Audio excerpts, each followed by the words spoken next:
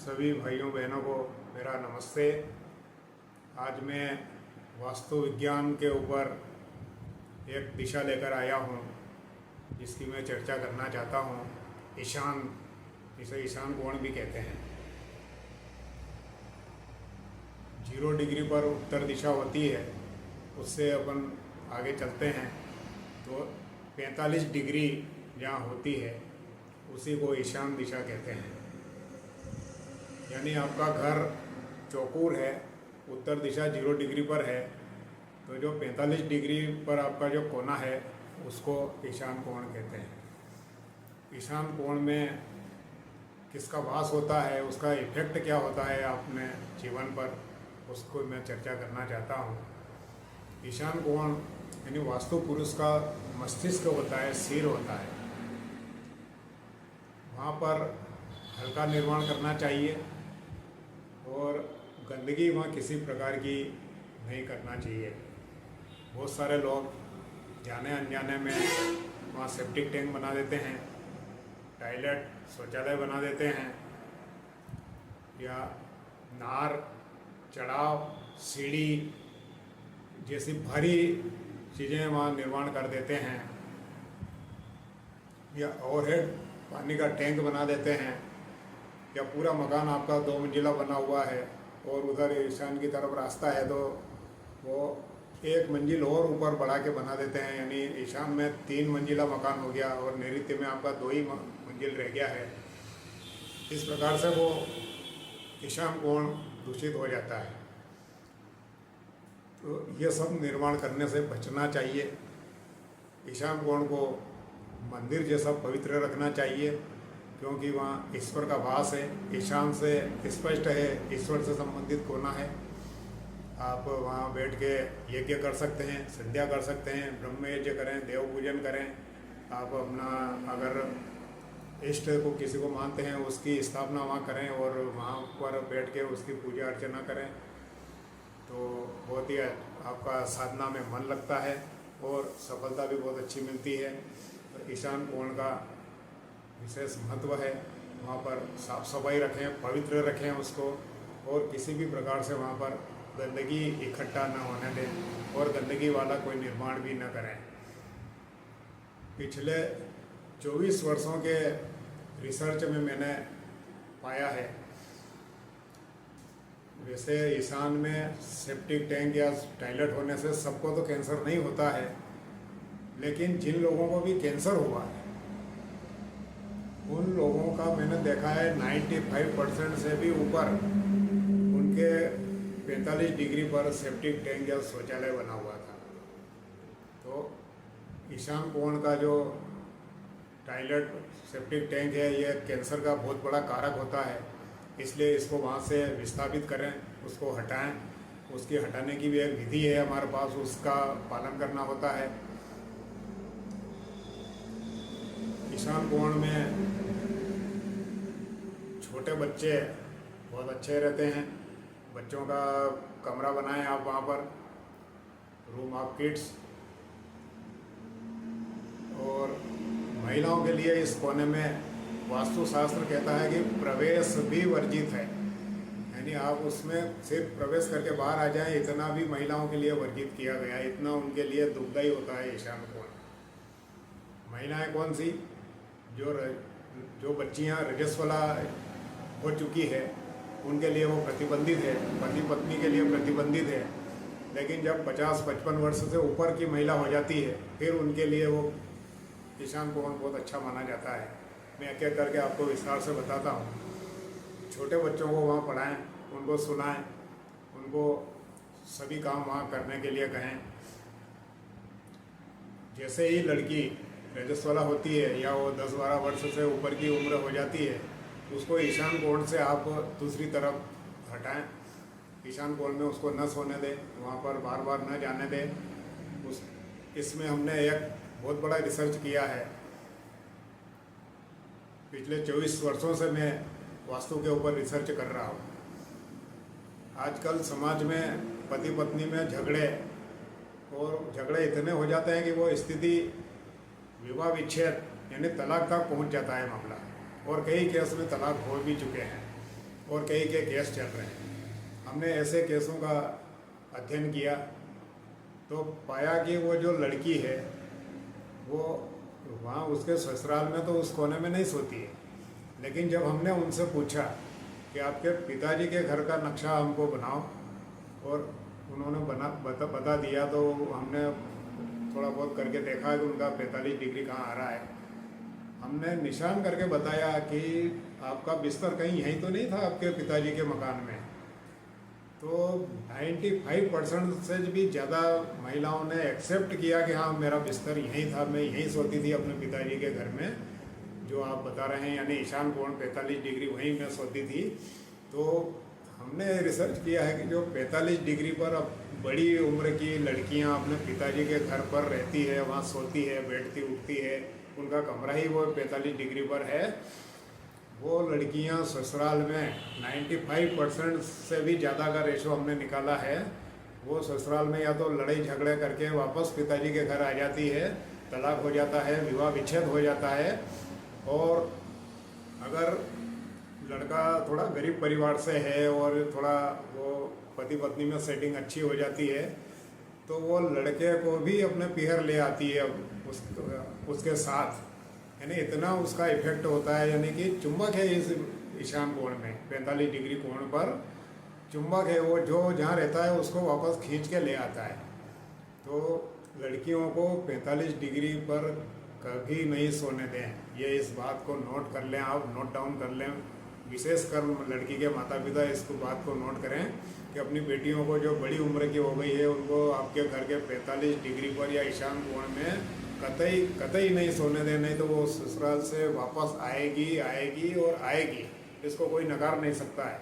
ये हमने कई बार परीक्षण करके देखा है। दूसरा, इसमें आप सोए कौन, तो जो आपके माता पिता है या सास ससुर है जिनकी उम्र 60 वर्ष पार हो चुकी है, उनके लिए यह कमरा बहुत अच्छा है। यानी कि जो लोग रिटायर हो चुके हैं या अब उनके परिवार के कर्ता धर्ता वो नहीं रहे हैं, बच्चों ने काम संभाल लिया है, बहू बेटे बड़े हो गए हैं, अब वो कार्य देख रहे हैं, तो ऐसे माता पिता या सास ससुर वो 45 डिग्री पर या ईशान कोण में अपना निवास स्थान बनाएं।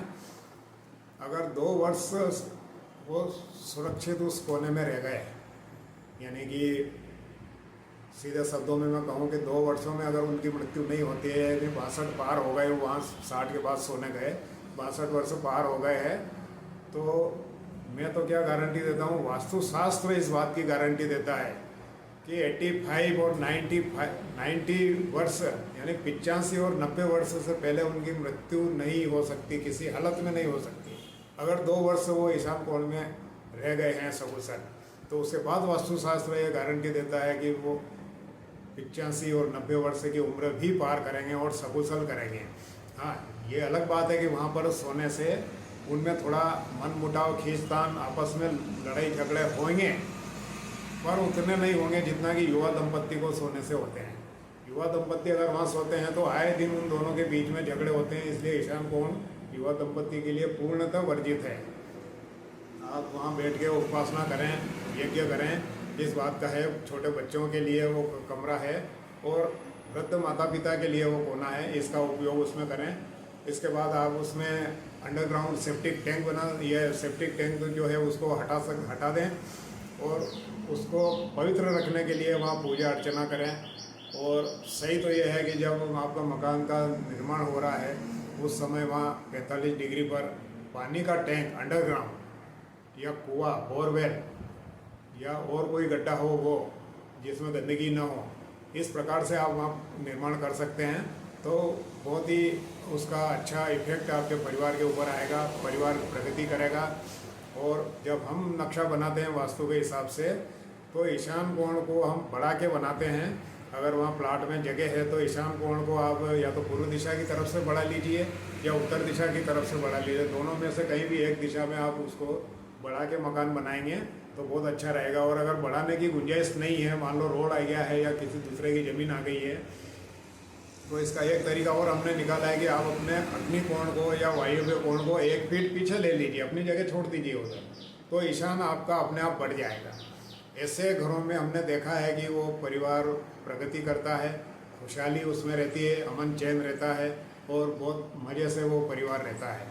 तो ईशान कोण आपका बढ़ा हुआ होना चाहिए, चाहे पूर्व दिशा की तरफ से बढ़े या उत्तर दिशा की तरफ से बढ़े, उससे कोई फर्क नहीं पड़ता है, लेकिन बढ़ी हुई दिशा होना चाहिए ईशान कोण की। ईशान कोण पवित्र रखें, साफ सुथरा रखें, पूजा अर्चना करें तो बहुत ही आनंद में परिवार रहेगा आपका।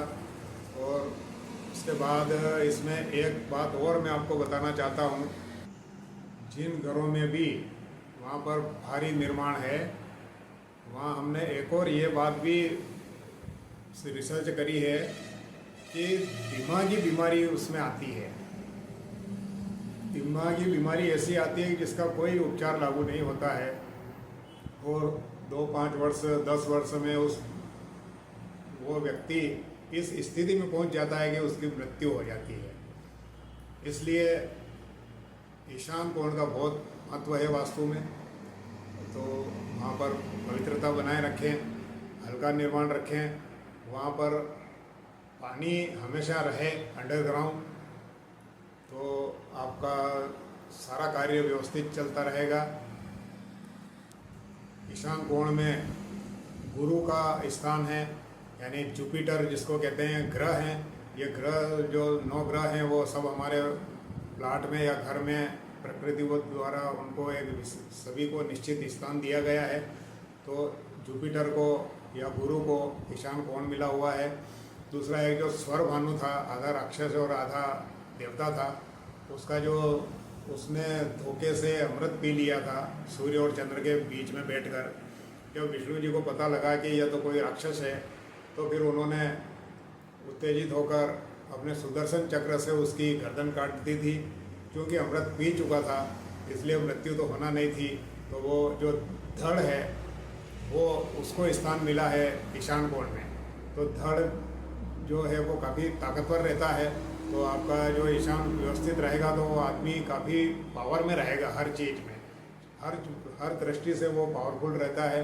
इसलिए ईशान को सुरक्षित रखें, स्वच्छ रखें, साफ सुथरा बिल्कुल ऐसा हो, मंदिर जैसा पवित्र रखें। और जो 60 वर्ष से ऊपर के हैं, जो रिटायर हो चुके हैं, वो लोग वहाँ पर सोएं, पूजा अर्चना करें, छोटे बच्चों को वहाँ सुलाएं और उसको बहुत अच्छा रखें और उसका लाभ उठाएं।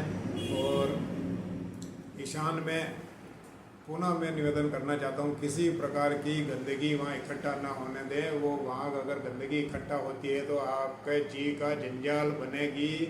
किसी हालत में आपकी समस्याओं का समाधान कहीं से नहीं मिलने वाला है। जितना स्थान आपका ईशान पवित्र रहेगा उतना आपके जीवन में आप प्रोग्रेस करेंगे, प्रगति करेंगे और परेशानियाँ कम से कम आएगी। परेशानियाँ आएगी ज़रूर, लेकिन अपने आप उसका हल भी निकलता जाएगा। ईशान दिशा वो है जो आपका मार्गदर्शन करती है।